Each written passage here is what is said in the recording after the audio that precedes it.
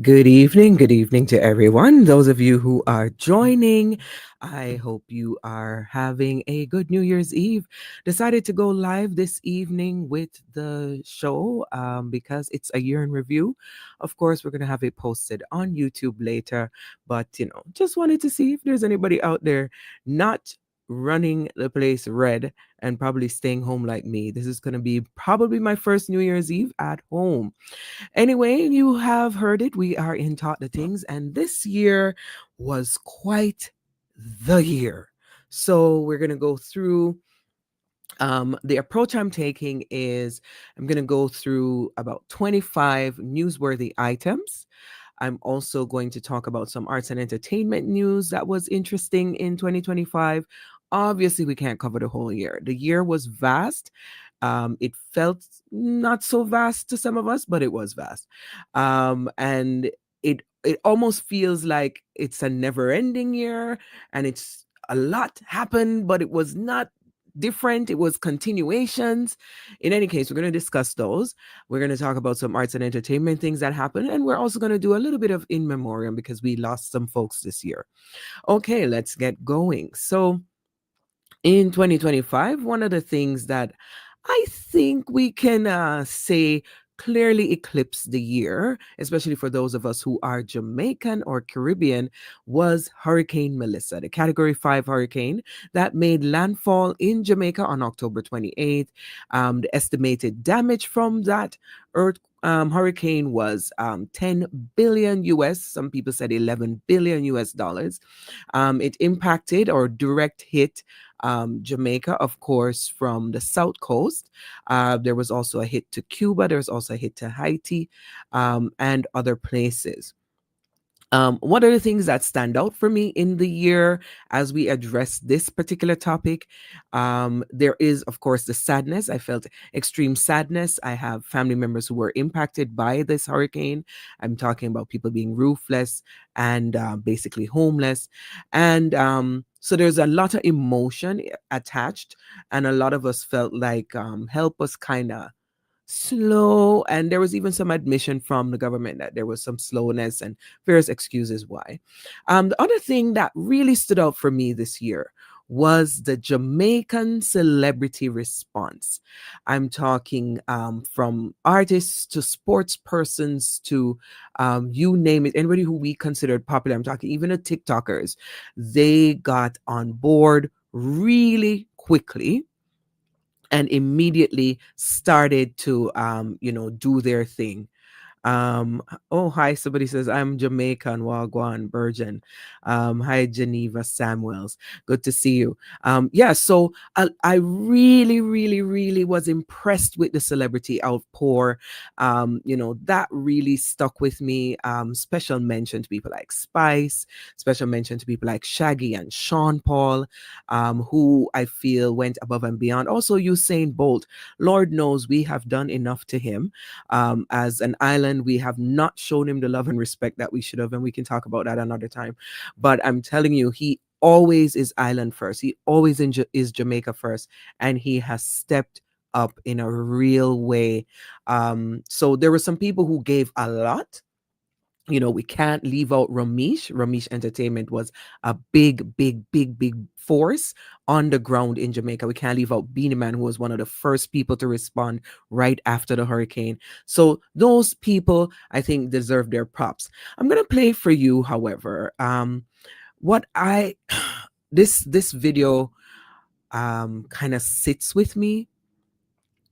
Since the hurricane, there was some really sad moments, and this one is one of them. The last thing I said to my sister, I called her and I said, "Sister, please be safe. Be safe." And I said, "I love you." And that was the last time.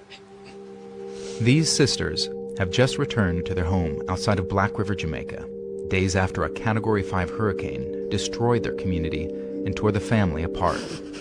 They say, let us make a chain. Something like this. You're going to hold on one another. You're going to hold on one another. My grandson, he was the one who taking us out because the water wasn't up that much. So he was trying to escape. Maureen Barrett was swept away by a blast of seawater as Hurricane Melissa made landfall. She was a mother of 4. Where was your sister's body found? Quite over across the bush over here because them. Was it like a wave that just came through? That's when it swept her away. At least 28 people are known to have died from the storm, but the full impact on people's lives is far greater. Thousands are now displaced with little food and water, and aid has been slow to arrive. Just outside of Black River, we found Nicole Gowdy and her partner Oliver Stewart sheltering in their car along the road next to what was left of their house. They told us they barely survived. We were very nervous, all tremble. And we all said, God, I wonder if we ever did. How ever happen to we? And we all look up in the sky and everything, and we all said, God, we don't have nobody if we go cause the same we don't know. We said, we can't even open our eyes, so this storm is a sting, we saw in our face, it's a sting, so we have to do. So we have to do. Now me hear my stepson ball out and say, oh God, mom, me no want dead. You see this side of the house just flick right over. Everything start flying. And one time I look now, I see the whole entire sea and the river come. We had a John, kind of push us up. And we get one oil drum and put me 6 on pan it. And it float on the water and it just lie down pan it so. First we must see something like this. I don't know what experience here getting like that. Just over a year ago, a Category 4 hurricane hit this same coast and communities were still recovering.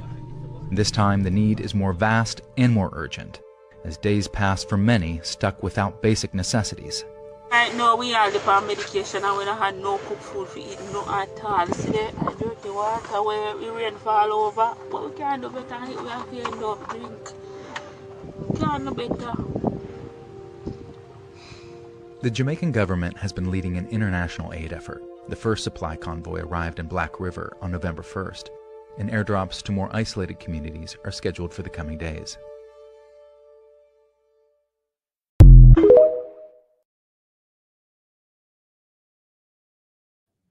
So of course, there were two things there. The sisters who lost their sister, they were all doing a chain link to, ride out the storm, and their sister literally was flung by the sea, and they found her, after. So that was really sad for me. And then, of course, you saw Miss Nicole Gowdy, who got a lot of popularity throughout, and some help. And so, the Hurricane Melissa, indeed, I would think is going to be the top story coming out of 2025. And so that's why I led with that one. The rest of them, they're not in any particular order. I'm just going through the year trying to hit 25 things that I think that were important to me, that were interesting to me, and I think were interesting globally. But yeah, the Hurricane Melissa, definitely one. And of course, those of you who are Jamaican or lovers of Jamaica, please remember that, there's going to be a concert, the Stay Strong Jamaica or something, I think they're calling this one. It's going to be held in Florida, and all the names are on it: Etana, Shaggy, also, Marcia Griffiths, and so on.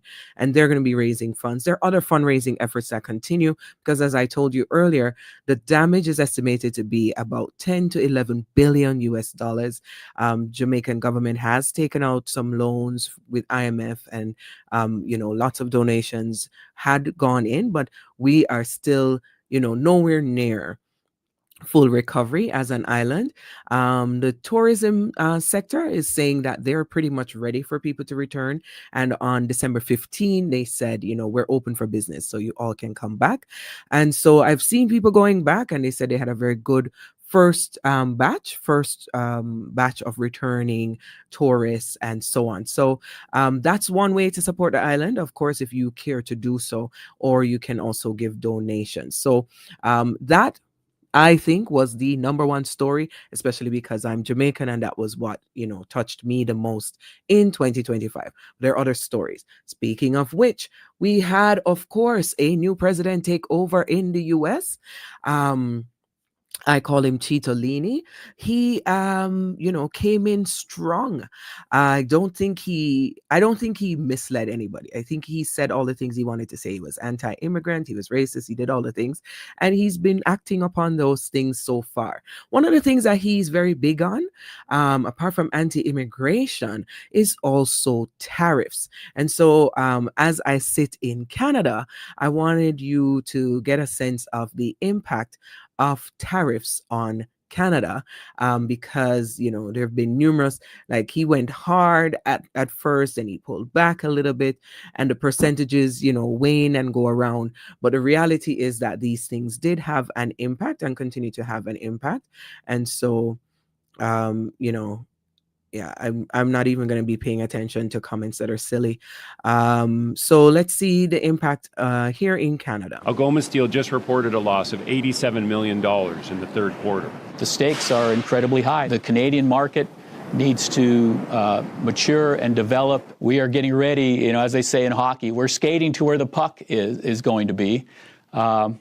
But we're not completely in control as to whether that's where the puck is going to be. Algoma Steel used to sell more than half of their products to the United States. But tariffs have made doing that so expensive that the American market is essentially closed now. So here, the company is trying to come up with a new way of doing business. And to do that, a few months ago, they got help. Lots of it. You got $500 million from the federal and provincial governments. What's that money for? Well, that buys us time. And there's nothing more valuable in this environment than time. And what we're going to do with that time is we are going to get ready to pivot to a domestic market. We're going to lower our cost. We're going to become much greener. We're going to become much flexible. And we're going to respond to what market opportunities there currently are. The uncertainty around the company is felt most by the workers. There are around 2,700 employees at Algoma. And the $500 million government loan doesn't mean everyone will keep their job. I think we have to realize our position that we're not, able to stop the layoffs from happening, but we need to fight for the membership. Bill Slater, president of one of the local steelworkers unions, is meeting with his executive team to try to figure out what to do. What's the situation at Algoma Steel? Dire. We have looming layoffs coming that are going to affect a lot of our members as well as the community. Yeah, so I mean, you can catch up on those topics as I present them.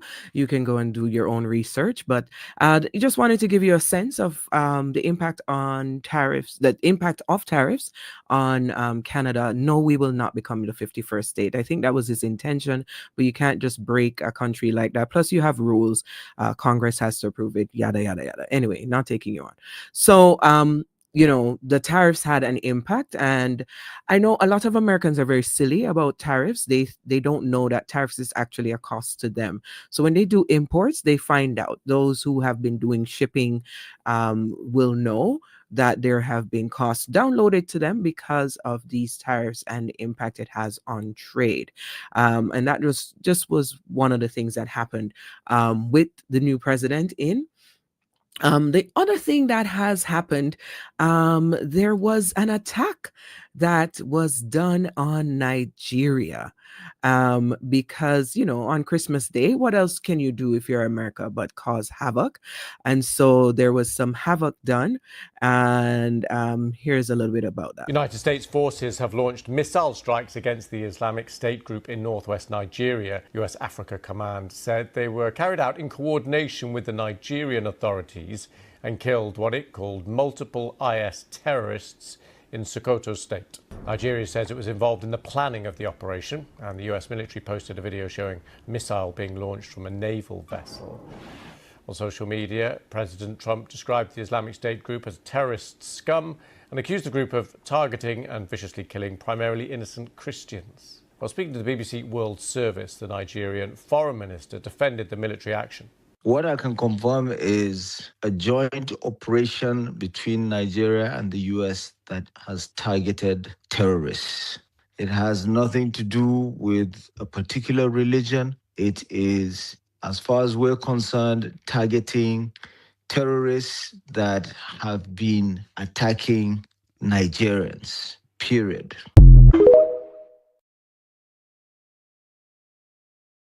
Yeah, so that was the Christmas Day attack that happened just recently in Nigeria in the northern areas. I have another video to play related to that, but I just want to let you know that if you think that Trump cares about Christians and Christianity, I have a hill of gold to sell you. One of the things that came out after that attack was that some of the areas that were hit have not seen ISL, ISIS, or any other form of terrorist attacks or terrorist activity.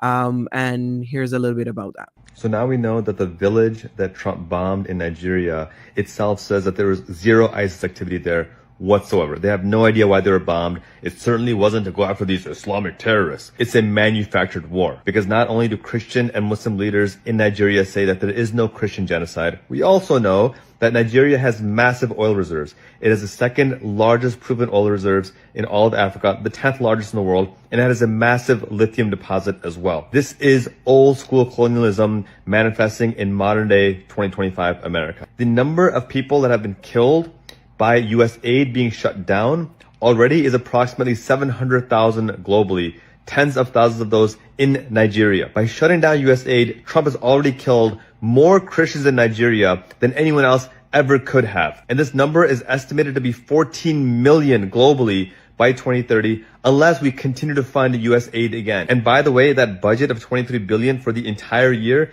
is a fraction of the $1 trillion we are spending on war and bombing. So if you actually cared about money, you wouldn't be whining about 23 billion. You'd be focused on stopping the military industrial complex that is spending $1 trillion of our taxpayers on war and destruction. But what we found this year is that there are two types of politicos, right? There are people who feel that war is necessary, especially because they want to make sure that entities like Lockheed Martin and so on continue to make missiles and tanks and so on are sold. And then there are entities who are, especially of the younger generation, and are like, why are we in war? We don't want war. We never asked for war. No, thank you for these wars. And it's very amusing to me that that president who wants a Nobel Peace Prize keeps attacking people, keeps doing missile attacks. Anyway, it's this was part of the ongoing thing this year. The other issue that we saw, speaking of attacks, was impacting the Caribbean. And so I'm from the Caribbean, so this one I keep watching very closely. Trump through his administration attacked fishing boats near Venezuela. And now recently, as of December 29th, they did a strike on land. Trinidad has a role to play here because the Trinidadian Prime Minister has allowed for docking of U.S. military ships just outside of Trinidad. CARICOM seems to be very quiet on this issue. And there have been about 29 boat attacks, and at least 107 persons have been killed. And among them, without a doubt, there have been innocent persons killed, not to mention potential war crimes that have happened as it relates to this. So I just wanted to show you a little bit around the Venezuela thing, right? Because it's very interesting. There was a major explosion in the dock area where they load the boats up with drugs. They load the boats up with drugs, so we hit all the boats, and now we hit the area. It's the implementation area. That's where they implement.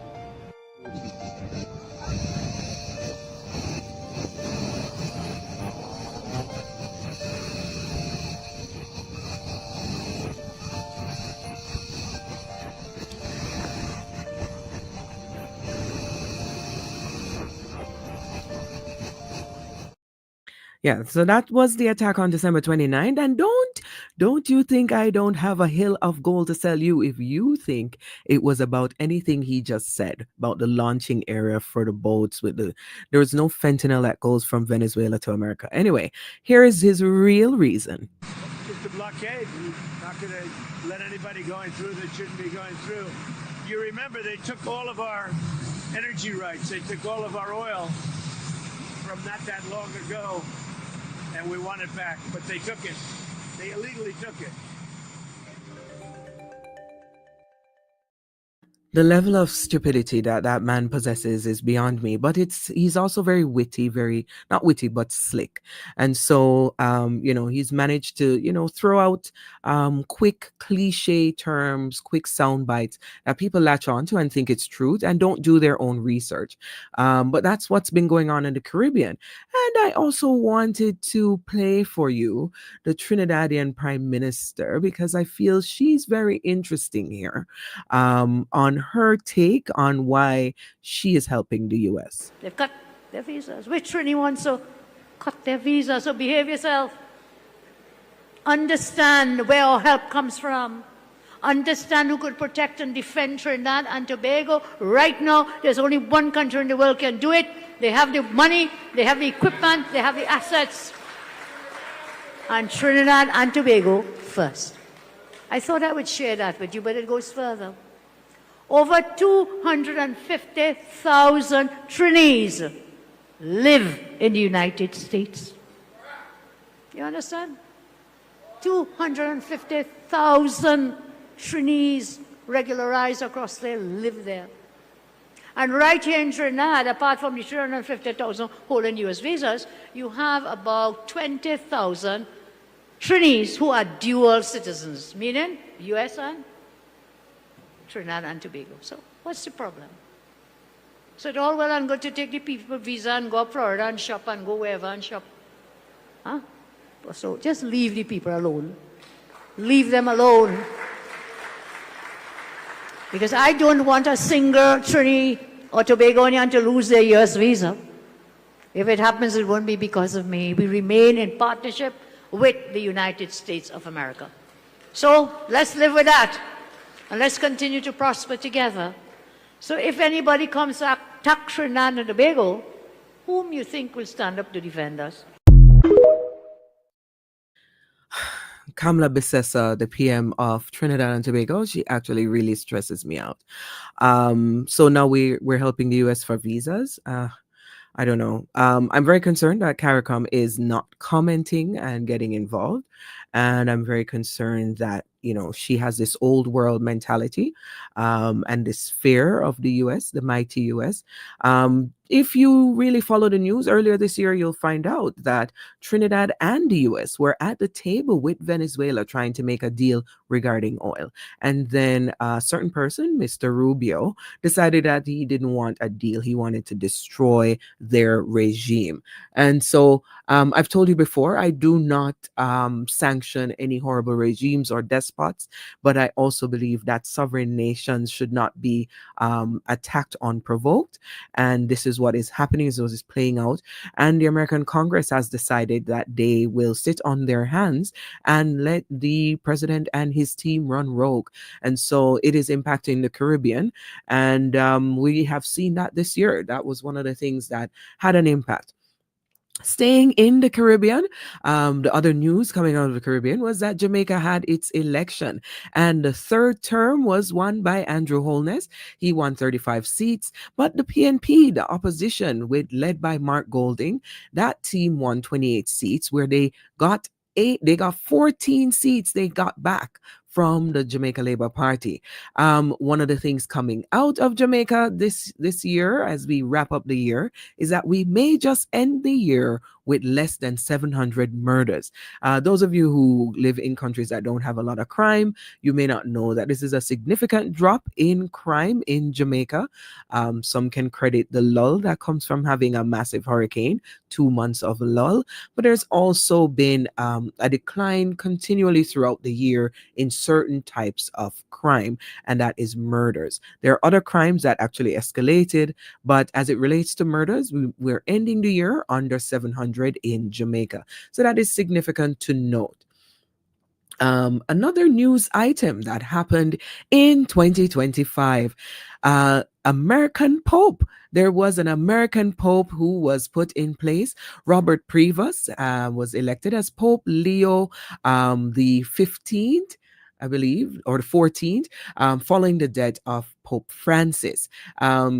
Provost was born in America, and he is now sovereign of Vatican City. He's the first pope to have been born in the United States and the first to hold either a U.S. or Peruvian citizenship, the first from the order of St. Augustine, and the second after his immediate predecessor, Pope Francis, from the Americas. That was a big deal for those who are Catholic. I'm not. I really could care less.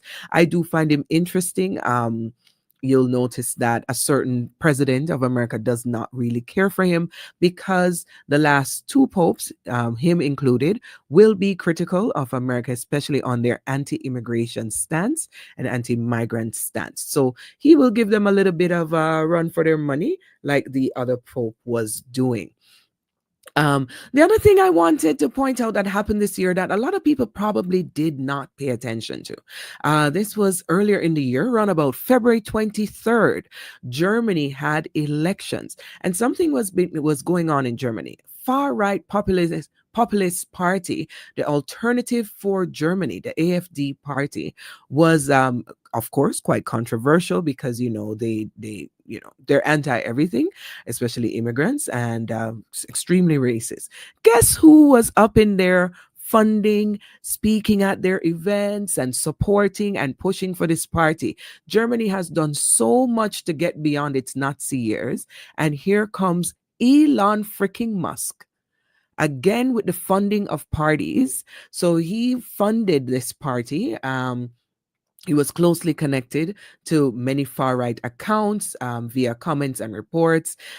He, of course, used X to help, drum up some users worldwide.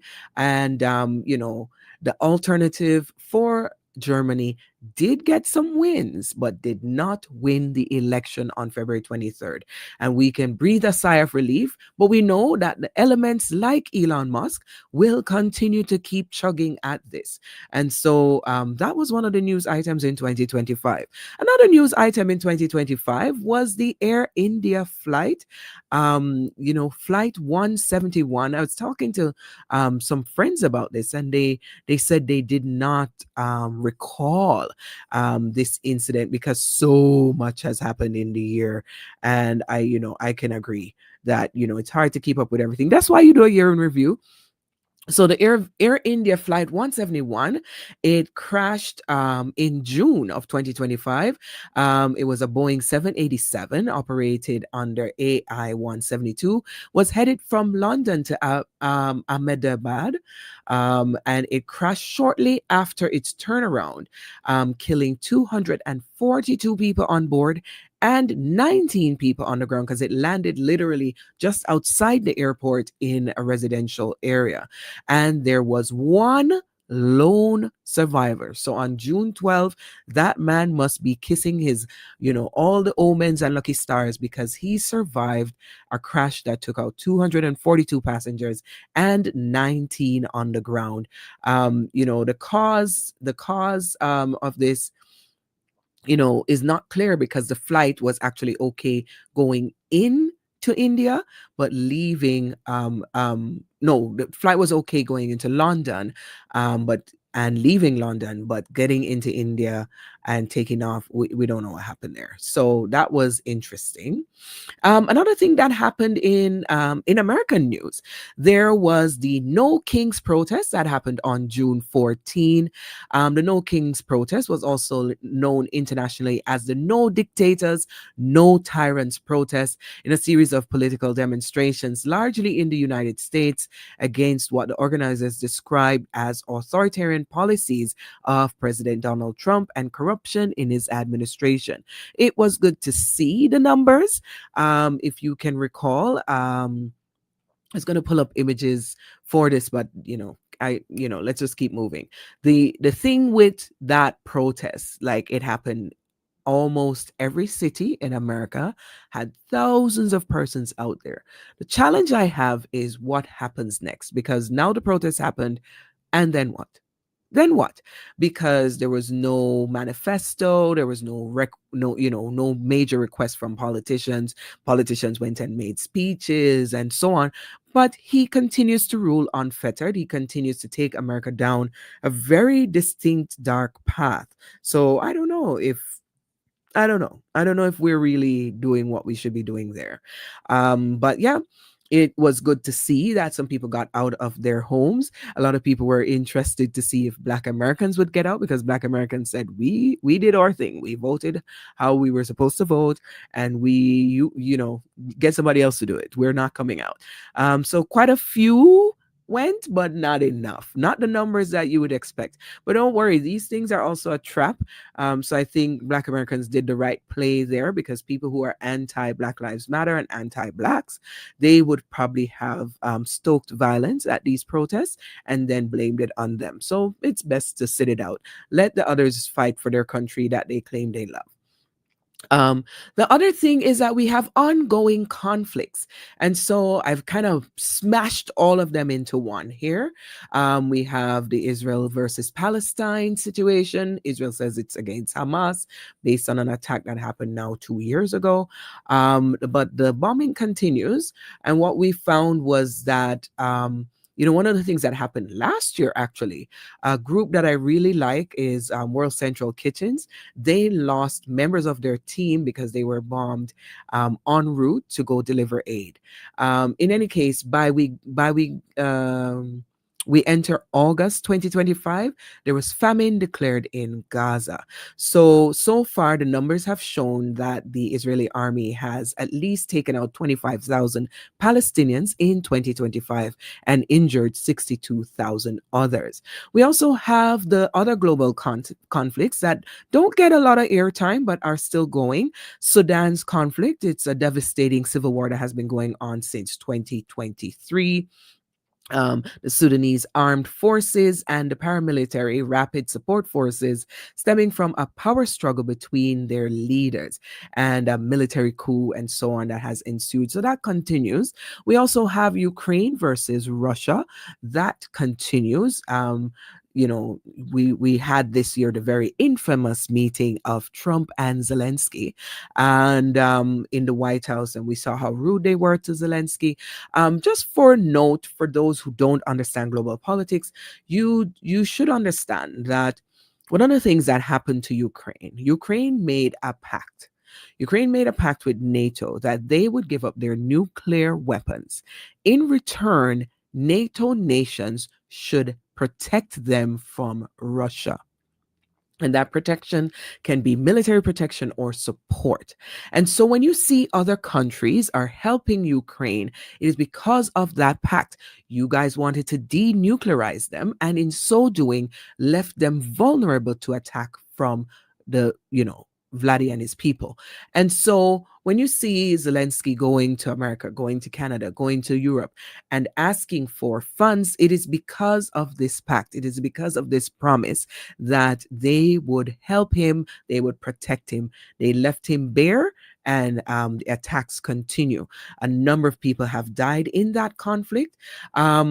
And continue to die. And of course, it's always going to be over minerals, because, as you know, a certain gentleman that is, I can't call him a gentleman, but a leader of the American government, he and Russia are trying to get their hands on mineral resources. They tried to do a Ukraine and U.S. mineral resources agreement earlier this year, and we'll see what happens there. They basically want Zelensky to give up everything for nothing. So we'll see how that goes. I predict that this, of course, will continue into 2026, like all the other conflicts that we're listing here. We also have the Congo conflict. In 2025, we saw a major escalation with the Rwandan-backed M23 rebels capturing key eastern cities like Goma and Bukavu, causing massive displacement and humanitarian crisis. And this continues. Right now, if you look at the Congo, there are 25.6 million people who have food insecurity and displacement. That is a quarter of their population. Their population is about 112 million people, and a quarter of that population is currently dealing with food insecurity and displacement from this conflict. So as you know, we look through the year and we get into 2026, we know this conflict will continue because there's no peacekeeping coming from the US. It's always about what resources they can get. Even with the Nigerian attack, don't think that they care about Christians. Nigeria is number 10 in the top 10 of crude oil reserve countries holding crude oil reserves at a high amount. And so don't think it has nothing to do with that. Don't think it doesn't have to do with the other thing that I'm going to talk about soon, which is the Sahel. Anyway, so that was one of the truncated things. I pulled about 4 conflicts into one because we have ongoing conflict. I saw a presentation recently that said 41% of the conflict-related attacks that happened in 2025 were from the Gaza and the Ukraine situation. So that's how much attacks are happening on a regular basis. Speaking of attacks, of course, Iran has gotten into the mix. In June of 2025, Iran launched missiles into Qatar in retaliation, they said, for the United States strikes on Iranian nuclear facilities on the 22nd of June. They have also now promised, vocalized that they will be going after Trump, after Bibi, and anything else as any attacks come forward, because Israel is promising to do some attacks on them. So that's going to be an ongoing thing as well to look at in 2026. The other interesting news I found, like there's no order to importance of these items. I'm just pointing out 25 interesting things that happened in 2025. So now we're on to the Nobel Peace Prize. Oh my goodness. So we know that a certain orange fellow in the White House wants the Nobel Peace Prize, really, really wants it, mainly because Obama got it. But he really, really likes accolades. He likes to be praised. He's a narcissist. And so he's been going after the Nobel Peace Prize. Well, the Nobel Committee decided that they would honor instead Maria Machado, who is from Venezuela. She's opposition in Venezuela, even though she is banned from running in elections there. She has been interesting. So when she received the Nobel Peace Prize this year, she dedicated it to the head of America, the current head of America. She dedicated it to him. So we already see where her alliances are. She then, since then, has been going around. She's gone to meet in Europe. She's gone to meet with US officials. And she's basically pitching to them what a post-Maduro Venezuela would look like if she gets in power. So they're working on regime change. And she's hoping that in the regime change, she is the replacement. And if she's the replacement, she is planning and promising all manner of things as it relates to oil access. You will know that some time back, the U.S. was kicked out, in essence, not fully kicked out. Chevron's still there, but Shell was kicked out of Venezuela because the government then under Chavez wanted to make sure that the resources benefited the country. Because what was happening were they were being paid a fraction of the value of crude oil outside of Venezuela, and so they pulled it back in. The US hates that. That's one of the reasons they're going after them. So that is going on, and I expect that will continue because Miss Nobel Peace Prize is a friend to who. On a sad and interesting note, this year was also where we saw Charlie Kirk get killed. This was a significant thing. September 10, Charlie Kirk, an American right-wing activist and influential ally of President Trump, was assassinated on a campus at an event that he was hosting or he was holding. He does these campus things to infiltrate campuses with his ideologies. And so he was in Utah. And this, of course, prompted a lot of reactions, both domestically and internationally. The right wing in America basically wants to make him their savior. They want us to ignore that he was also a racist. He said everything from if he got on a flight and he knew that the pilot was black, he would feel worried because he doesn't think he's qualified, even though everybody knows that everybody black has to work 10 times as hard to get anywhere. Plus, all of these entities have regulations and rules and expectations. But no, the ignorance of racism is that you pitch these cliches and you pitch these sound bites out to a hungry mass, to give them meat to feed on. And Charlie Kirk was big on that. He disrespected black women continually. Even Nicki Minaj, who's in, my other stories, he said she should not be a role model for young girls, and yet here she is at turning point. But we'll talk about that later. So that was a big deal. Charlie Kirk assassination. There is no way we will condone assassination. I will never condone assassination of anyone, no matter what, even if you're guilty. I'm anti-violence, but then making him into a martyr and then making him trying to smooth over, sane wash, pretend that he didn't do certain things, that doesn't sit well with me either. It's either we stay quiet or we tell the truth. That's it. Don't sane wash him for me, because unlike a lot of you, I used to follow all that he was doing, not as a follower or believer, but to watch what he was doing, because Turning Point USA is very intriguing as we talk about the right wing appealing to younger white males in America, appealing to their sense of loss of their power and all of these things. Charlie Kirk inserted himself very uniquely and specifically into the happenings on campuses. And so don't sane wash him for us. We say rest in peace. We don't wish for any ill to come of any humans, but let's not sane wash him. So that was another news item that happened. The other thing that happened, of course, we had the World Athletic Championships, and Shelley and Fraser Price from Jamaica, our pocket rocket, said adieu to the track world for now. You never know. I always leave room for people who are talented if they want to come back into a sport or if they want to come back into the arts.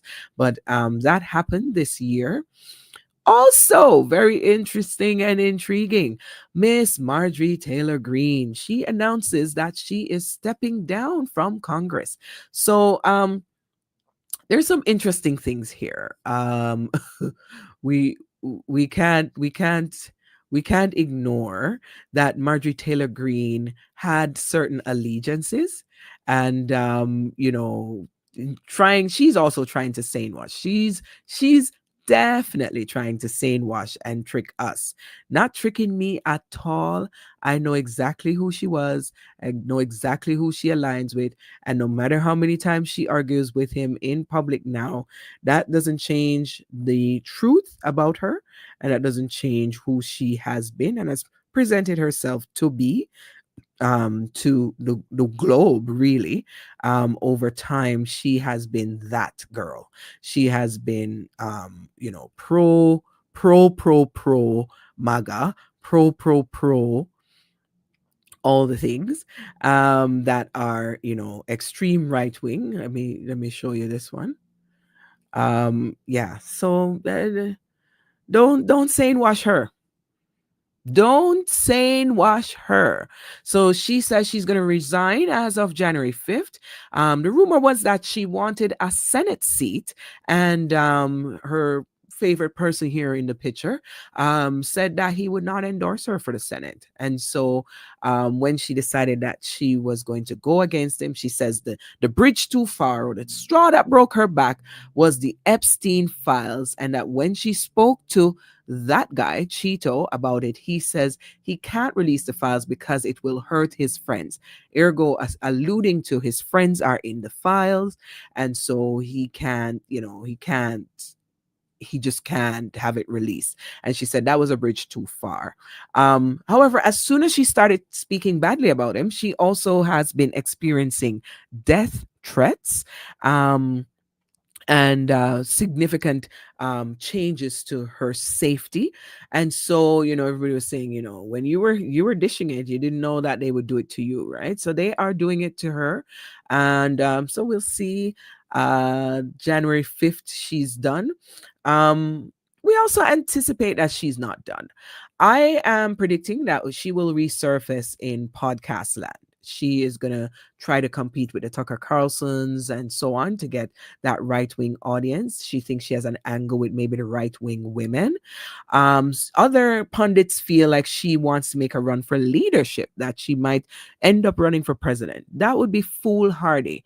Anybody who thinks America is ready for a female president, I have another hill to sell you with gold. So we'll see, but that was one of the big stories that came out this year. So that's Miss Marjorie Taylor Greene. We'll see. The other thing that was interesting. Speaking of Miss Taylor Greene, we also have the Epstein files, and so that was also interesting because you know I think one of the things that must be said here, people think, I really do think people think that those who want the Epstein files and those who are on the left or even center who want to see the Epstein files released, I think people think that they wouldn't want it released if they got some wind of some sort that Democrats were in the file. I want to disabuse you of that information. If Democrats are in the file, we don't care. Release the file. So here's one of the things that they did when they released the file. So you'll see in this photo here. It says the White House was facing backlash over misleading Epstein files photo. So in the small box, they blocked out Michael Jackson's kids and Diana Ross's youngest son. This photo has nothing to do with Epstein, but they managed to flip it in there to try to, say, hey, there's Clinton, there's Michael Jackson, there's Diana Ross, all the people that you guys laud, they're in the files. And then we see the real picture, which is in the larger square. They did not block out some abused persons. These are their children. And this picture actually has nothing to do with the files. But this is how they decided to release these highly redacted Epstein files this year. If people think they're going to really release it and an unredacted version, I would not hold my breath. I think the Epstein thing, however, goes into 2026. For some reason, people are definitely interested and intrigued. And, people like Marjorie Taylor Greene, they ran on that stuff. She was a QAnon person. She was a big believer in the Epstein file. Some of these people believe that the upper echelons of American politics is being run by pedophiles and all of that stuff. Who knows? Who cares? Sometimes this stuff is just distraction, I would say. But yeah, so those pictures are in the so-called files, and we're not getting to the meat of the matter. Everybody knows that Trump and Epstein were besties for at least 10 years. At least 10 years. So release those. Stop, with the redacted games and release everything. As a matter of fact, they released a lot of images with Bill Clinton because he used to affiliate with Epstein. He used to go to his island apparently, and they had a picture of him in a hot tub, and Bill Clinton says, okay, let me tell you something, I'm not afraid of anything in the files, release the entire thing. And I'm like, ooh, look at you, Bill, you fighting like I don't know, Bill, I don't know, after the Monica Lewinsky thing, I don't think people believe him, but he's not afraid, he says. So he says, release the whole thing. So there's that. So we'll see. I expect that will continue into the new year. The other thing that will continue and has been going on for a while is the Central Sahel, the activities that are happening in Mali, Burkina Faso, and Niger. They have been, they've been leading demands for French troops to leave their country. They have ended years of presence and counterterrorism efforts. As you know, the French are seeing them as anti-French, but they're like, no, no, no, we're done with you guys. Get out of here. We don't want to use your money. We don't want to use your language. All of that is going to change. So I expect that to continue into 2026, but that's definitely been going on in 2025. A lot of people are watching the Sahel. Of course, my guy Traore, I'm watching him. I'm on the fence about him, but anybody who's anti-colonialism, I'll give you a look at least for a second. So that I expect to continue into 2026.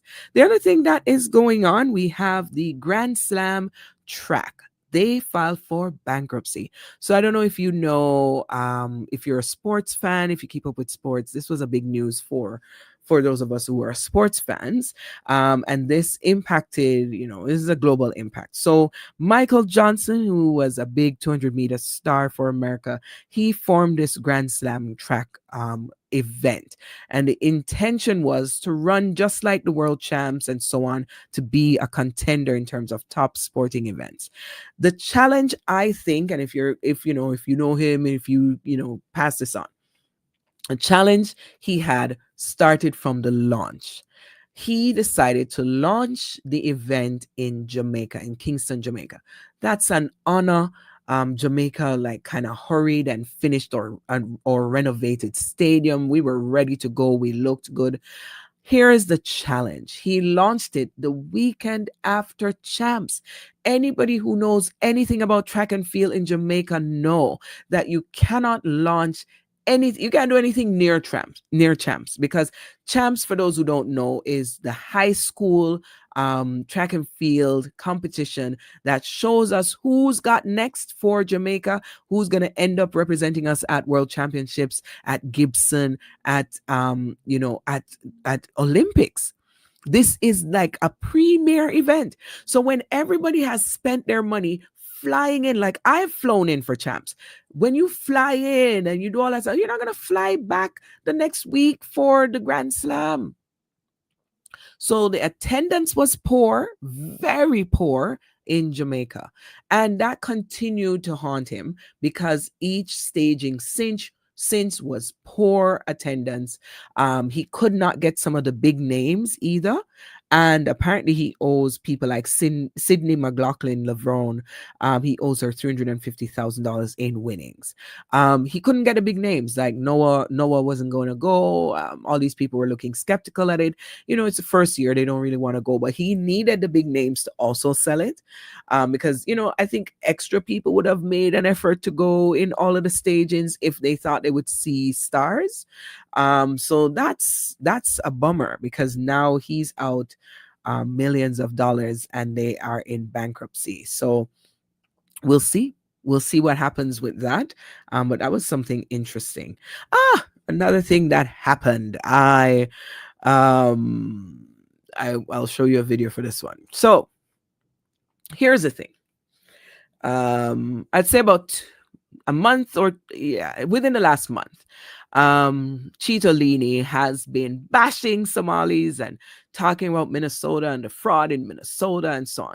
Let me tell you something about his style. He has this style of creating big news and chaos where it doesn't even need to be. And why I'm saying that is because the fraud that happened in Minnesota actually is a COVID-related fraud. And when they were giving all these government grants and so on during COVID, this fraud happened from then. And actually, the masterminds had already been known, had already been arrested. There was like 78 persons involved and 39 were already charged before we got to this year. But this year, in the last month, Chitolini went off his rocker. And anybody who tells me he's not racist, good luck to you. I have another hill to sell you with gold. So listen to this, because this is a report from for this year. The very quick verdicts against Amy Bach and Salim Saeed come after a nearly 6-week trial. The jury saw hundreds of pages of documents, false meal claims, fake invoices, million-dollar checks, testimony from some of the 37 people who've already pled guilty. For prosecutors, the evidence was overwhelming, they say, that Amy Bach knew. She submitted every false claim, wrote every check of the nearly $250 million in fraud. Bach's attorney sees it differently. Amy's testimony was compelling. She answered all the questions that could have been answered. He said he's shocked that she's now being detained until sentencing since she has no passport and no money, living with her parents. He was asked if she may express remorse at sentencing. If there's any remorse, it's because of her children. I will go to my grave knowing, because I've reviewed the evidence, this is an innocent woman. Salim Saeed is also now in custody, convicted of far more counts than Bach and described as one of the largest perpetrators of fraud. Nearly 30 defendants still await trial, but these quick verdicts just might bring more plea deals, prosecutors say.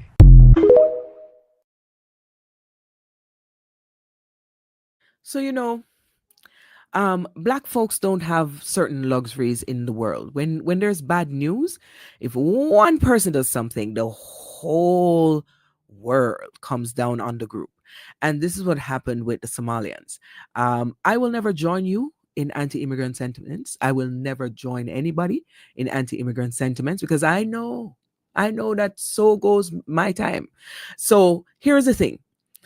Amy Bach was the mastermind. She's not Somali, but she has managed to be unscathed. As a matter of fact, people forgot about her. People forgot about her. And as Trump was going in the last month on them and calling them all kinds of names in Minnesota and getting his right-wing people to call for, the Minnesota governor to be taken out of office. And this has been litigated. This has been dealt with. But here we are in racist state of affairs where all of Somalis are now considered bad because of this incident. So, just keep in mind, you can Google it for yourself. Amy Bach, A-I-M-E-E, Bach. Look her up because she's actually the mastermind. And so there was a guy who was going around this week and went and did videos, but he did a very deceptive thing because he went to spaces that were actually not affiliated with this fraud. There were daycares that were closed down, but that was because they were in other types of violation, other like regulatory violations. They weren't closed down for fraud. He also filmed at the back of a building when the front of the building had already transformed. It's a restaurant, has been a restaurant for quite some time. So anyway, you got to do your own research, folks. Don't be taking everything you see online as gospel. So that has happened. We saw the racism unleashed. They're not even keeping it secret anymore, folks. They're talking out loud and proud.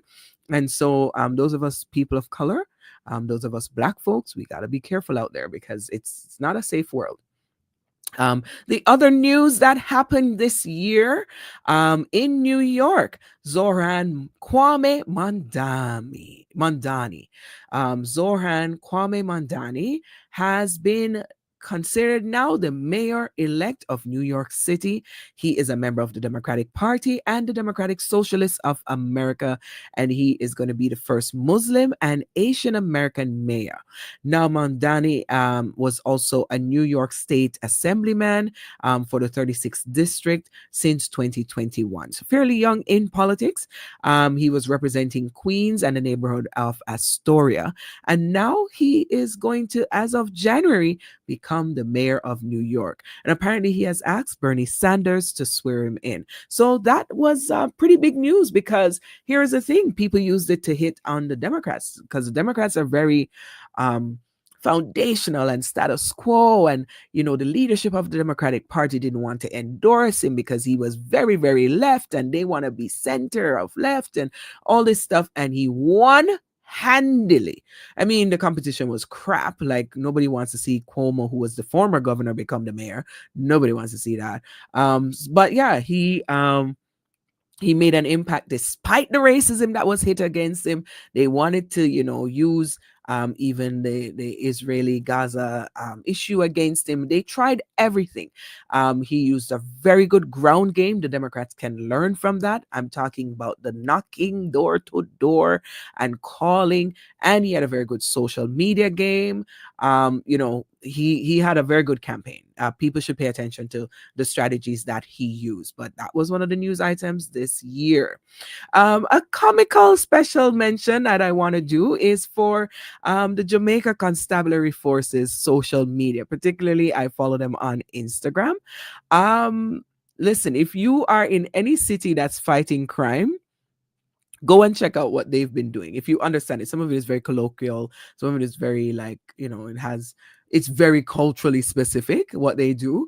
But today they had a video up of a young woman that's like walking down an aisle. It looks like it's gonna be a wedding or a love story, gone really good, or an engagement. And then at the end of it, they said, when are you gonna turn him in? So you have to see it. I want to do a special shout out to them because this year they were serving. This year they were serving for sure. So that was interesting. Another thing that happened this year was the Australia attack. There was the victims of the Australia attack that happened on Bondi Beach. This was an anti-Jewish attack from what we can see, from all intents and purposes. The persons who lost their lives in this, there was a 10-year-old girl, a British-born rabbi, a retired police officer, a Holocaust survivor. Can you imagine surviving Holocaust and coming into this, scenario in Australia and losing your life? Australia has very strong gun laws, and they have now promised to be even stronger, which is something we can't get a commitment from in the US. This was the first attack in many, many years. So it was an anomaly and took everybody by surprise. Special mention goes out to the Bondi Beach hero. His name, let me find his name. He's actually Ahmed Al Ahmed. He is a Sydney shop owner, born and raised in Syria, and he tackled one of the two shooters from behind and wresting a long arm gun from him. Here's the video.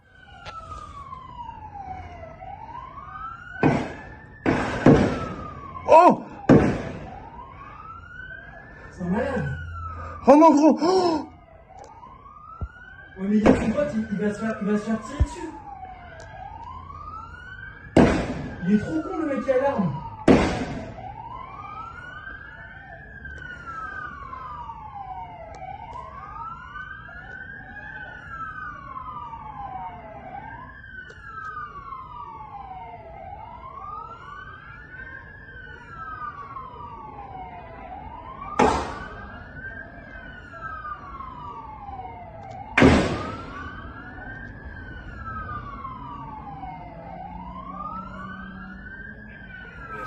بس والله ايش بدي اقول لكم، مريت بمرحله الله بيعلم. بدك تقول لحدا الا لامك؟ امي مو حكيت معه يا فلتة كبدي لا دعينا يا ايام. حكينا معه الله يطولنا بعمرك وان شاء الله عرضي ان شاء الله، وكتر الله سعيكم. وايش بدي اقول لكم والله العظيم. Very heroic, very heroic. He got injured in the process. He got shot. If you caught it in the video, you'll see that when the police arrived, he knew, he put his hands up. He didn't try to engage any further because he knew he could have been shot by the cops because, people of color know. Special mention to him because he, put a stop in essence to the attack that was ongoing at that point. So, special shout outs to him. So that happened this year. The other thing that happened this year, kind of funny, kind of weird, kind of strange. This was kind of on TikTok online. Mostly we saw it. The rapture. Yes, the rapture was supposed to happen in September. I wasn't even paying it much mind. September is my birth month. I was distracted. And then one day I see it in my feed and I see, hundreds of people gathering, waiting to be taken up. And then the different pastors who had told them that the rapture was coming was apologizing because he got people to sell their stuff. leading up to this. Come on, guys, stop falling for foolishness. And then there's another fraudster that surfaced just in time for Christmas.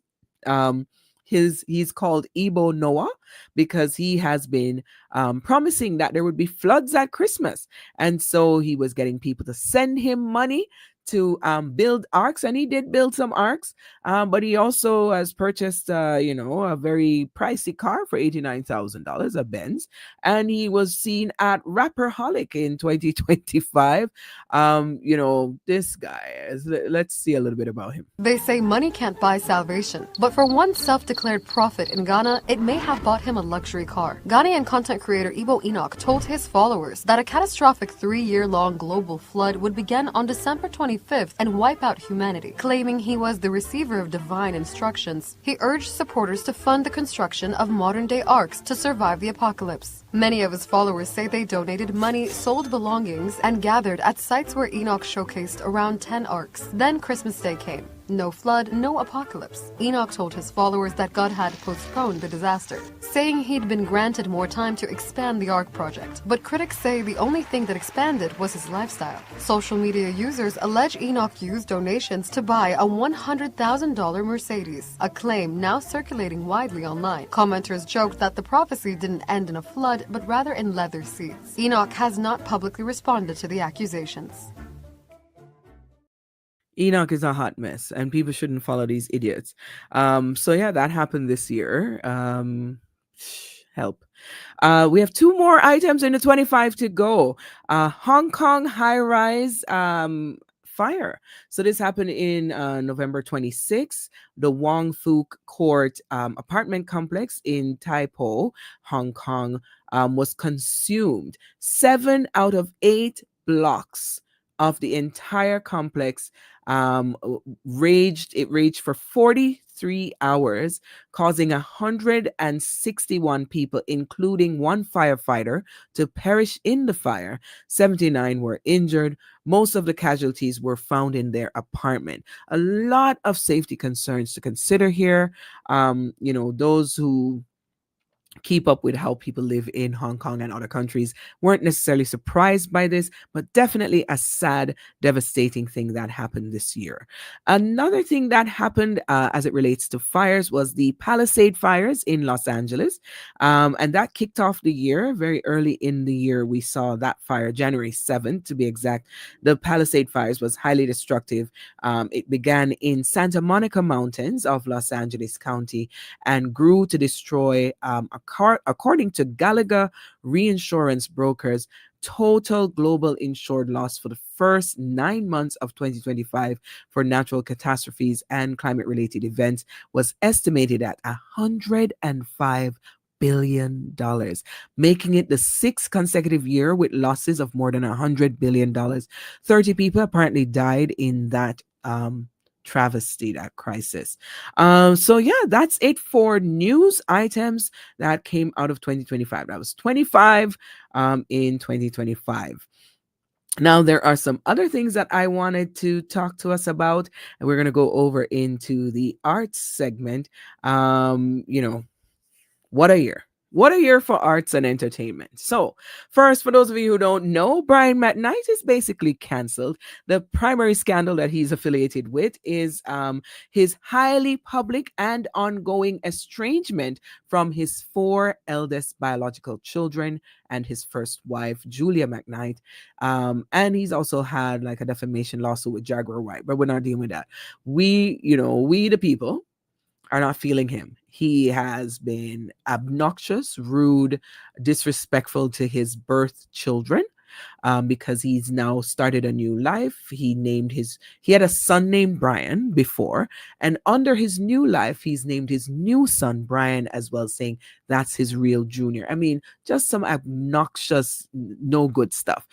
So we've basically canceled him in 2025. I see that he's coming to somewhere in Canada.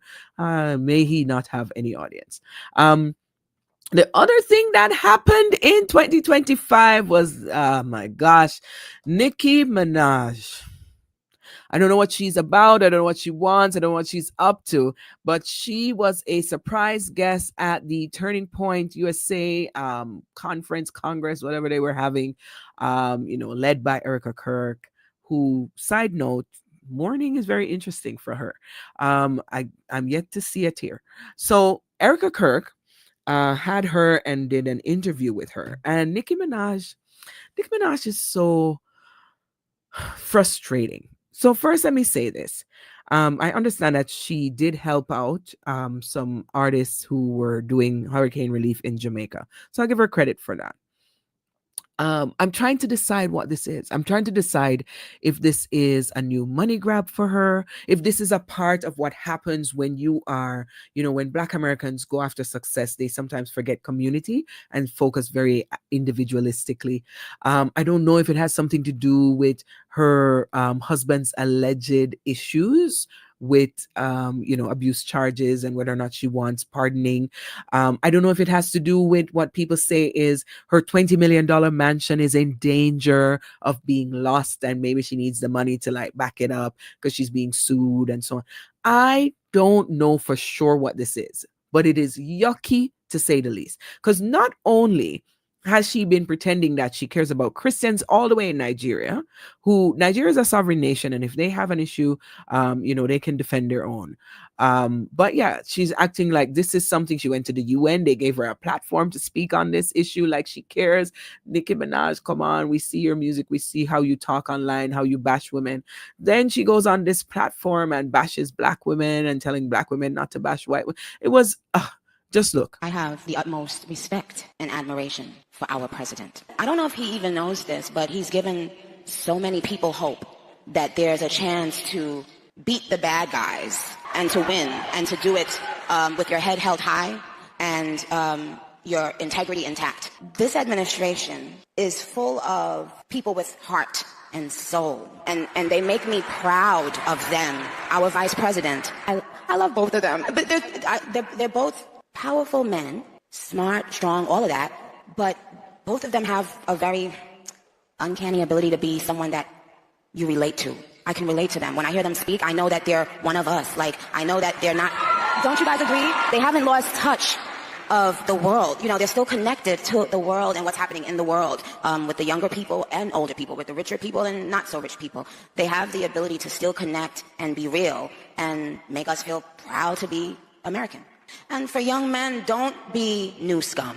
You have amazing role models like our handsome, dashing president. And you have amazing role models like the assassin J.D. Vance, our vice president. And when I say that, trust me, there's nothing new under the sun that I have not heard, so you're fine. I love you. And you say what you want to say because I know your heart. I will not judge that. Sister. Thank you. For boys, be boys. Amen. Be boys. It's okay. Be boys. There's nothing wrong with being a boy. Boys will be boys, and there's nothing wrong with that. If as Black women, we felt that we were not being represented and not being admired for our beauty, if we felt like that as Black women, why would we want to do that to other women? Why would we now need to make other people downplay their beauty so that we can feel, no, that's not how it works. I don't need someone with blonde hair and blue eyes to downplay their beauty because I know my beauty. Do you understand? I just want to just vomit. Like, I cannot stand it. So that happened this year. I don't know what's going on there. People say she switched up. I actually don't think she switched up. I think she's doing what she's done. She's being selfish and self-serving and doing whatever she can to make it work. So whatever. The other thing that happened recently, released in December here, Dave Chappelle released The Unstoppable. I would say Dave Chappelle is in his George Carlin era. His last few specials have been very Carlin-esque. If you are a fan of comedians and their work, you'll know that George Carlin is the best to do it in terms of social and political commentary that made it also funny. And Dave Chappelle is doing that. He is interweaving his own personal stories and also doing social commentary. And I think he is doing it at a high level. And so I recommend that you watch it if you are so inclined. You might learn something. Still on the fence about his take on trans persons, but outside of that, I think it's pretty clear what he's trying to do in his work now, and I laud and applaud it. When you get a chance, when you're at a certain level in your career where you are top of your game, the guy to look at, it is important to use your platform, and I would say try to use it responsibly. Comedy is hard these days, but I think artists speak for and to the people, and I think he's trying to do that. Another interesting story that happened this year, later on in the year, actually. This was very interesting. Let me see if I can find the image. It was interesting because, like just a couple days ago, things went sideways. You'll see what I'm talking about when I pull up the image. Just a couple days ago, things went so sideways that it was like actually really sad to see. I'm talking about the the Anthony Joshua. That's what I'm talking about. And here we are. Needed this image. So we saw Anthony Joshua. He broke script while fighting against Jake Paul.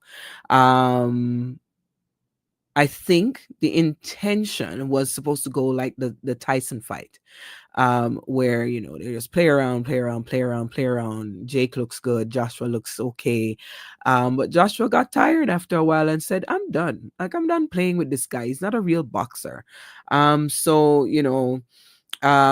he was a heavyweight professional boxer, and this match, went on, and the fight took place on December 19 at the Kaseya Center in Miami, Florida. The fight was set to last 8 3-minute rounds and was fought with 10-ounce gloves. The fight was broadcast on Netflix, and the purse has been reported to be $184 million. Now, here's the lesson that comes from this. Just a couple days ago, Anthony Joshua was in a car accident in Nigeria and lost 2 of his closest friends, almost lost his life. He was in the back of the vehicle. The vehicle made a direct collision into the back of a parked vehicle. Rumor is that they were speeding and driving recklessly and so on. And his story shows you how in just the squint of an eye, in just a moment, your entire life can go from extreme high to as much as death, to extreme high to extreme low in no time. So it really, I'm curious to hear from him coming out of this, because leading into the match, into the fight, he was talking about like the value of things in life, that it doesn't matter, these matches don't matter, nothing matters, friend and family and so on.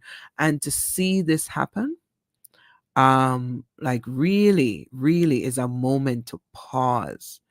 So wishing him well, and it seems that he came out almost unscathed. I saw him being lifted out a lot around this story, because persons are saying this accident also brings into question what is happening on the ground in Nigeria with healthcare, because it was not an ambulance that rescued him. He was lifted out by regular folk and put into a police vehicle and rushed to the hospital. So there's so much there, and I'm sure in 2026 we'll hear more. I'm looking forward to hearing from him, because for the high that he came off of for that fight to this low, there must be a lesson here. He must walk away from this accident changed. A lot of people thought that the money that he was going to get, like I think he's going to end up with like $45 million from the fight. A lot of people are like, oh, that's going to change his life. Trust me, this accident for sure will change his life. So that was interesting to see this year. Crazy. That one will linger with me for a while. The other thing that happened this year in Jamaica and dancehall culture, Massacre versus Tommy Lee Sparta.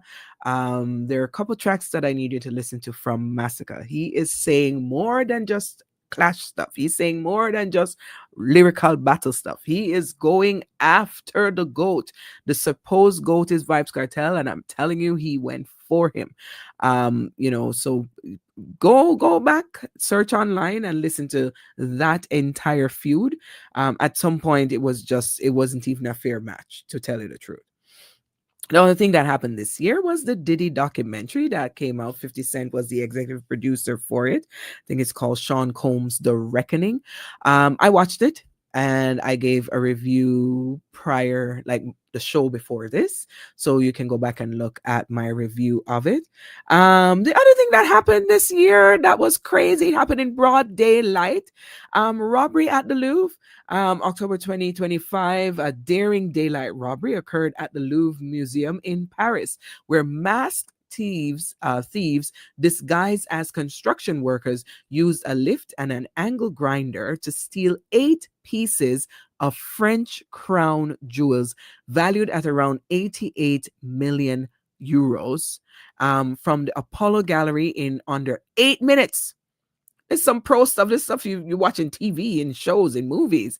In 8 minutes, it says this is a major security failure that led to multiple arrests, but no recovery of the jewels. This was added to Interpol's database. Very interesting. Where's that? Where did it go? Because you can't just sell that. Like you can't just sell that. So you're gonna be sitting on that for a little bit. Like I'd be curious where this ends up, but I really want to know, how did you pull off an 8-minute robbery in broad daylight in the Louvre? So I'm sure they're revisiting their security there. The other thing that happened this year, Hunter Biden, President Biden's son, Hunter Biden, the one who's had challenges with substance use, he has come out swinging. He's sober and swinging. He has decided that he has no holds barred when he's doing interviews. He's talking the Tings. I saw a recent interview that he did where he's calling out everybody in the Citolini administration. He's calling them out. He's calling them out for being undereducated and underqualified for their roles. Hunter has gone for the jugular, and I love it. I love it. The other thing I love that has happened this year, South Park came back with a bang. Just after signing on the dotted line for their deal, they came back out and they went for the Citolini guy. They went for him. Right now, like I haven't been keeping up because I'm only watching it through clips. But the major theme was that the president was having an affair with Satan. You should pay attention to JD Vance's character in it. Like hilarity for days. Like they launched with an episode where they were talking about the size of his they've been doing some stuff. But here's the thing that really got me this week.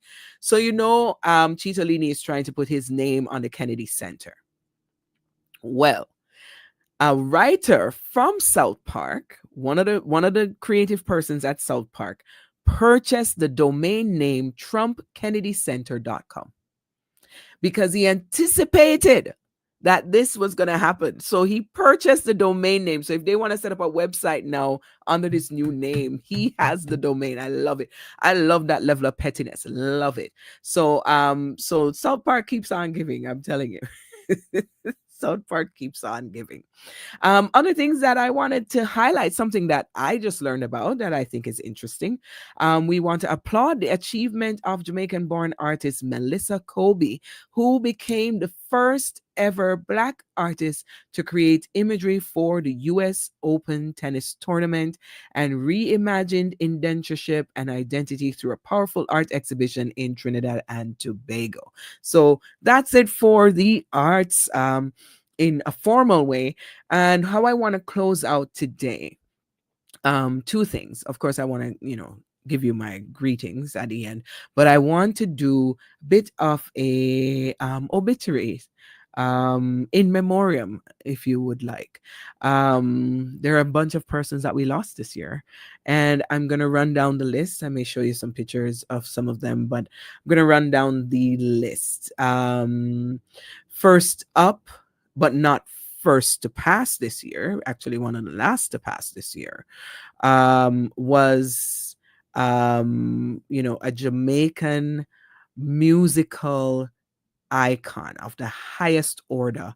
Like words cannot express. Words cannot express.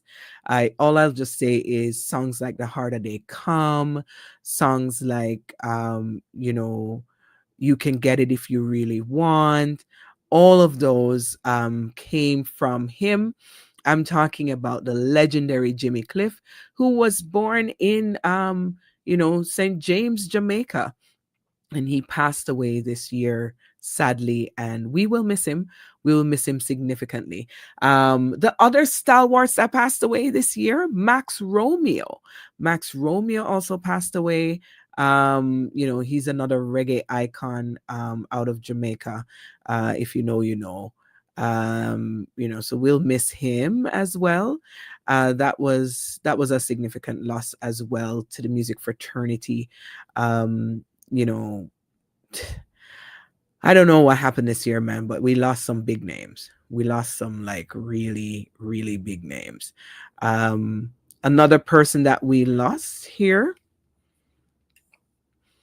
is Coco T. I really, really love Jimmy Cliff and Coco T. Like, really, really, really love them. Jimmy Cliff was literally the soundtrack for my life, and Coco T was vibes. Every time you saw Coco T live, you were like, oh my goodness, I forgot he had all of that, all of those songs in his repertoire. Just talent and music for days. Same with Jimmy Cliff. Rest in peace, Coco T. We miss, and we appreciate. We appreciate all the work that these folks have given to music, to our lives. Another person who we lost this year, and let me see if I can find these images. That's the other thing. I don't want to hold us up searching through images. But another person we lost this year sung one of my favorite songs, and so I really wanted to pull him up and pay homage. It's this guy, Determine. He sings this song, Kete drum, make me hear the sound. Beat, kete drum, I make way bun down, Rome. Yeah, so Determined passed away this year. Very sad. We'll miss them and the work that they do. Another person who passed was Carmen de la Valade. She was 94, so she lived a full life. She died on December 29th. She performed with the American Ballet Theatre, the Metropolitan Opera, and shared the stage with other renowned entertainers such as Alvin Haley, Lena Horne, Josephine Baker, and more. She also passed away just recently. I don't know what's going on with all the icons passing. Like, so sad and frustrating to see, because we can't replace them. But I do hope that those of us who know their music will treasure the works that they left behind, because some of it was really good stuff. And we'll try to keep it alive in different ways and supporting it in different ways, because the talent that they gave the world was unmatched. So I do hope that we will treasure them and remember them as the years go by. Don't forget them. Don't forget the greats. They've made their impact, and it's quite valuable. So, here she is. This is an older image of her. I just feel it when we lose artists, creatives, culturally specific and significant persons. Really hurts me. So rest in peace to her as well. Just a recent passing. We have some other folks that have passed away this year, and hopefully I can pull up their picture faster. Let's see. So here's a significant one.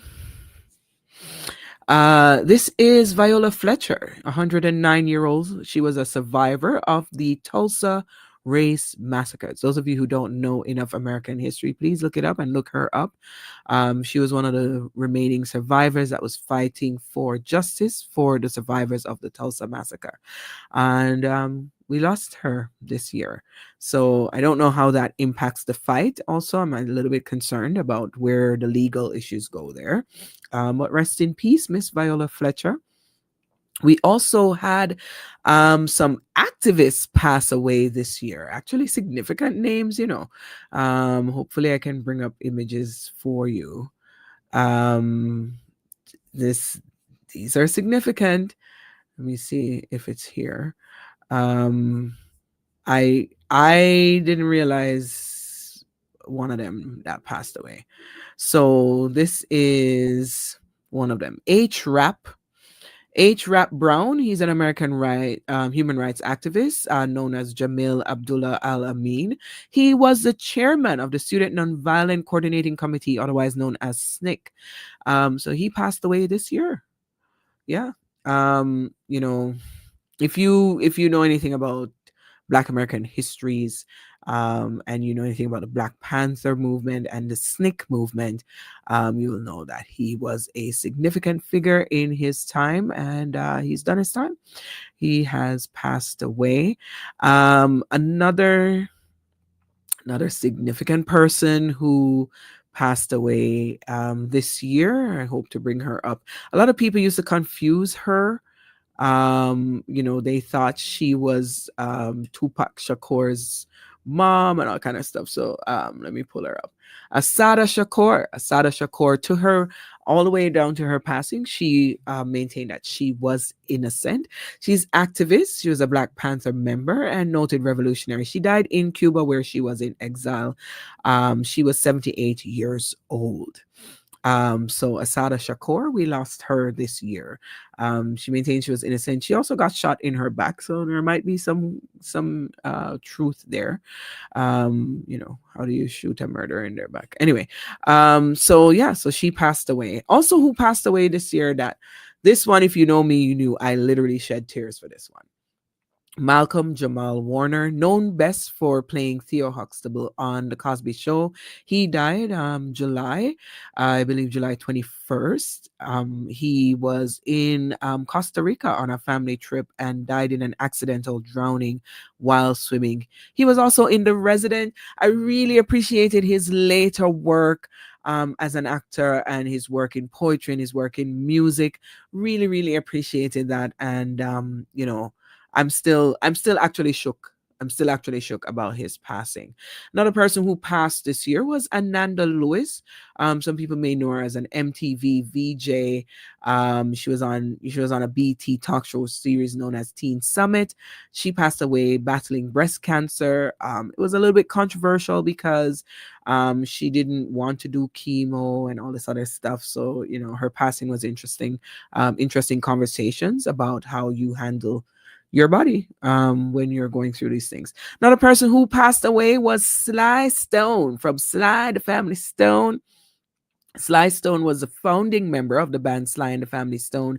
He passed away June 9th at 82, and he had COPD, and other health issues. So he didn't pass away quite healthy. But yeah, he made an impact as well. Another person who made an impact who passed away this year, don't know if I'll be able to find his image for you, but he also did one of my favorite songs. I have a lot of favorite songs, guys, so you'll find that.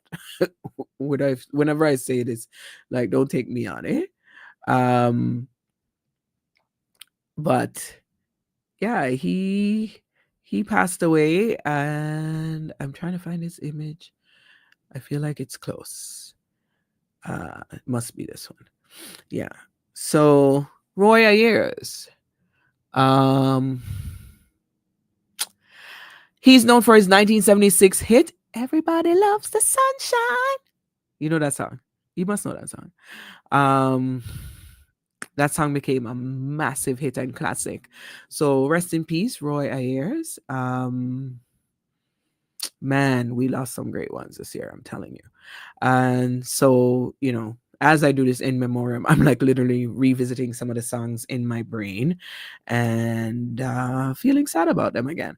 And we, the losses just kept going this year, I swear. And there was no end in sight, I feel, for quite a few of them. But that's how it is. What are you gonna do? We can't live forever.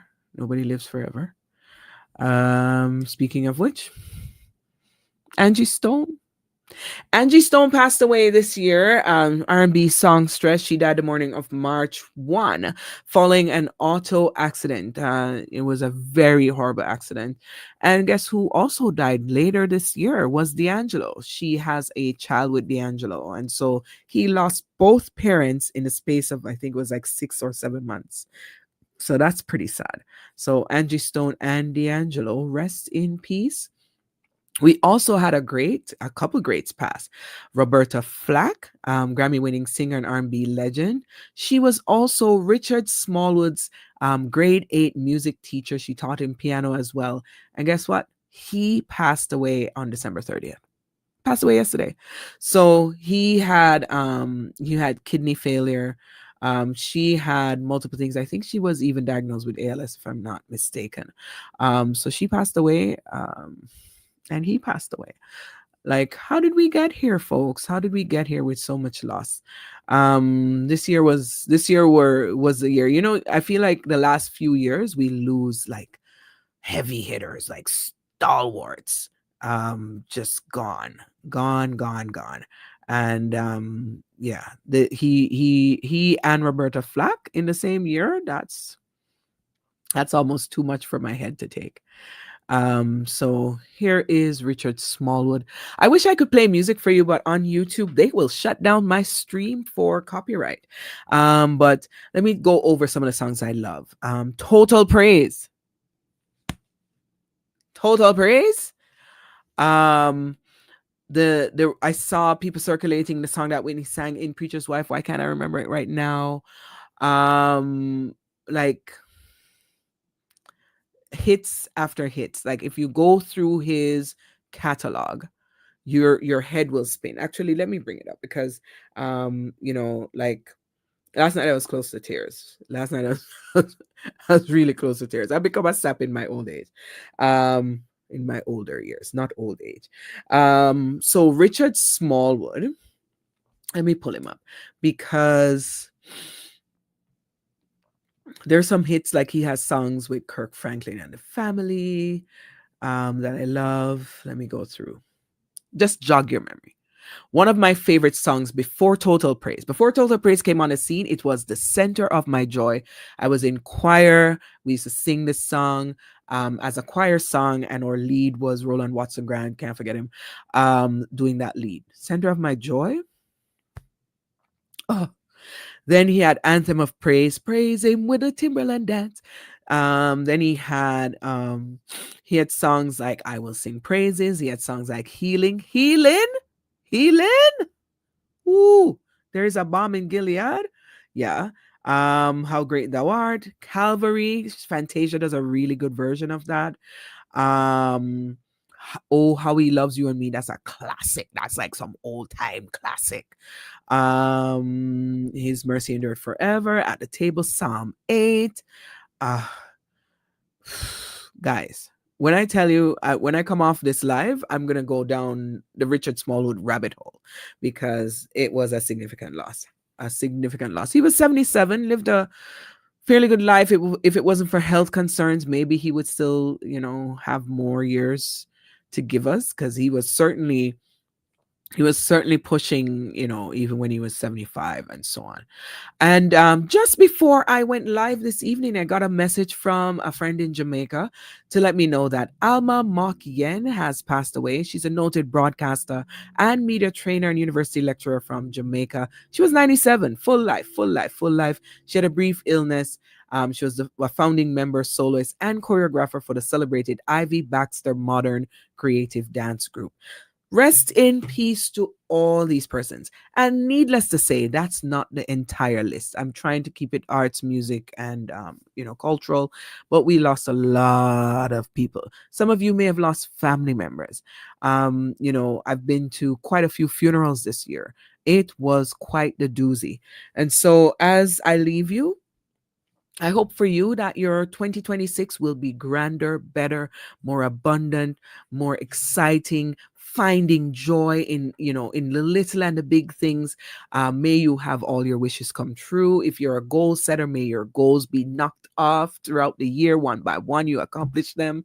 Don't put any pressure on yourself. I've decided this year not to put any pressure on myself. I'm not writing down anything so far.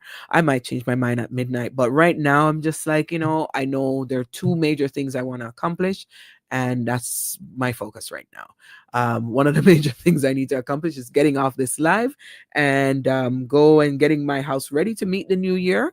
So I wish you all well, and thank you for tuning in. I hope to see you throughout the year. Taught the Tings as a show. Also, the vlog may return because they're going to be like little snippets that I want to put out there from time to time. But the show, I hope to continue making it a weekly as we go into the new year. And I hope you will join me on the journey. It will be newsy, it will be politics, it will be arts, it will be culture, but I also will, have like special feature shows. I want to discuss grief because that's something that I've been dealing with for the last few years since my dad died. And so I'm going to have a specialist on to talk about that. And I'm going to have other specialists. I'm going to have artist features. I'm going to do all these things. I'm going to go talk the things about everything. So I thank you for joining, and I look forward to seeing you in 2026. Wishing you and your families all the best, and may all your dreams, hopes, and wishes come true. If you're going out on the road, be very careful, especially if you're in North America. You know how the reckless driving happens when people start drinking. In Toronto, it's going to be a cold night, so I'm definitely staying in, and we'll just be chilling. You guys have a good one. See you soon. That has been it for me on Taught the Tings. I'm Dee. See you soon.